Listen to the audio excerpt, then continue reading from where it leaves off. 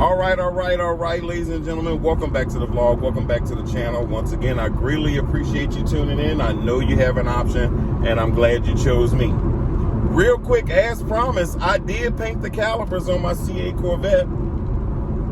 However, I am not going to show you that video today. I am still in the process of making sure everything is edited to a timely fashion, because that was a literal 7-hour all-day project. So I'm going to try to condense it down as much as possible. I may have to do it in a couple of parts, but definitely no more than 2. But I want to make sure I keep it at a low time-wise as far as for viewing. Now, some good news as of the time of this video. Bowling Green is back open and producing C8 Corvettes. So those of you that are still waiting, that's some good news for you.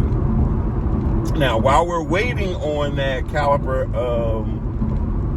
video, let's talk EVs. Come on. You watch a C4 and a C8 on YouTube. Now back to the video. Okay, so of course GM just put out that they are going to do a hybrid Corvette, and of course the potential of an all-electric Corvette, and the internet is going crazy. You got some people saying, oh, I'll never buy another Corvette, or it's not a Corvette if it's all electric, etc., etc.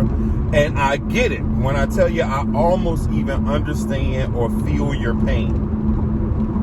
That's the way I feel about sports cars in general, that they should never have an automatic transmission. In my opinion, sports cars should always have a manual transmission, which is exactly why I love driving my C5 Camaro, because this is a 6-speed manual transmission. I would have even sacrificed, some 0 to 60 time, or some overall top speed, or slower shifting time. I would have loved to have had a C8 Corvette in a manual transmission. Unfortunately, that wasn't something that I can get.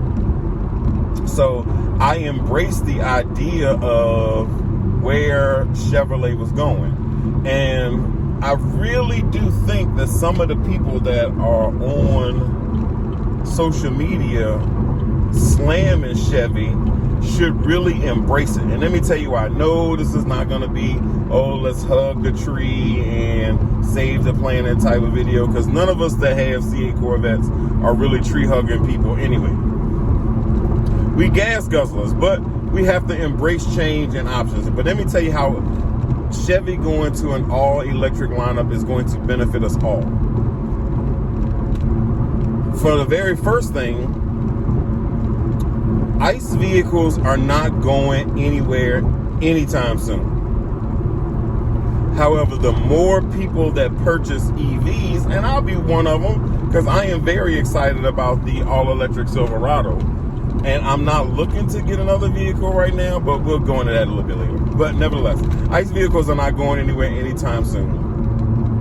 And it's going to benefit us all, because when you get those people that's going to buy electric vehicles, that is going to reduce the usage of gasoline, which will reduce the price. Now, I don't know how old some of you guys are that are out here watching my videos, but I remember when gasoline was 99 cents a gallon. I would love to see that again in my lifetime. Not likely, but it probably will get close, because let's remember when the COVID pandemic started and people weren't really going anywhere, and we were locked up and inside and couldn't go anywhere, and we were staying home, gas prices fell, and they fell to a dramatic low.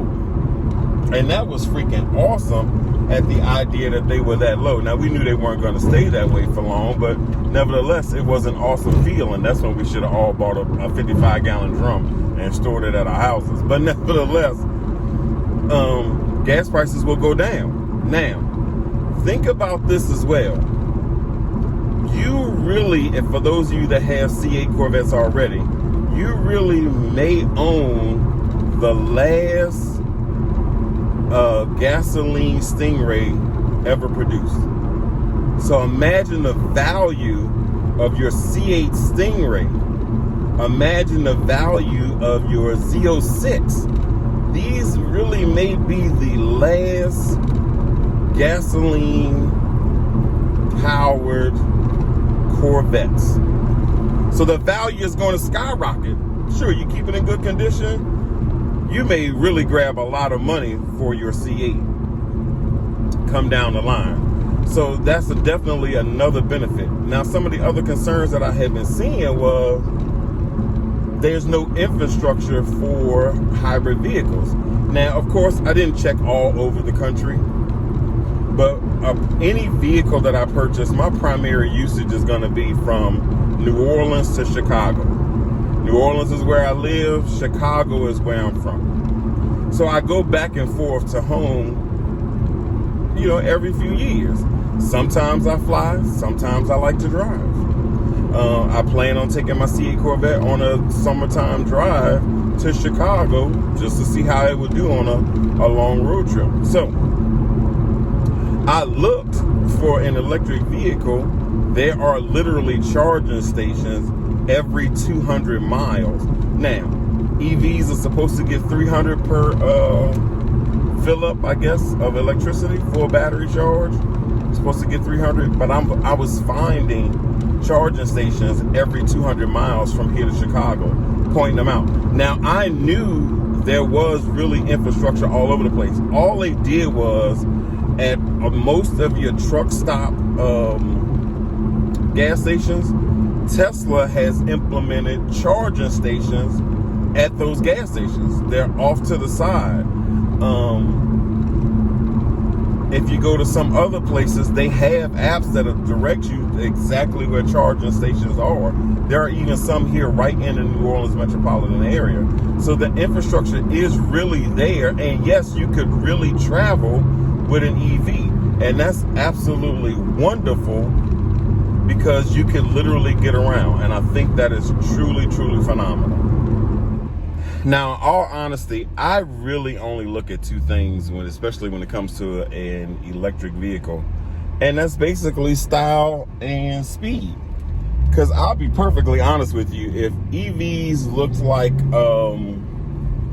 Priuses, I would never own one. But, you got electric vehicles that are out there now. The Rimac Navara, of course, that's something I can't afford right now. But that's an awesome looking vehicle. You have a potential all-electric Corvette coming. That's going to be an awesome looking vehicle. You have Porsche with its all-electric vehicle. And some of the other ones, like I mentioned before, the Silverado. I love the idea of the Silverado being an all-electric vehicle, and I love the styling and the looks of it, especially since it adopted my old Avalanche look. I love that.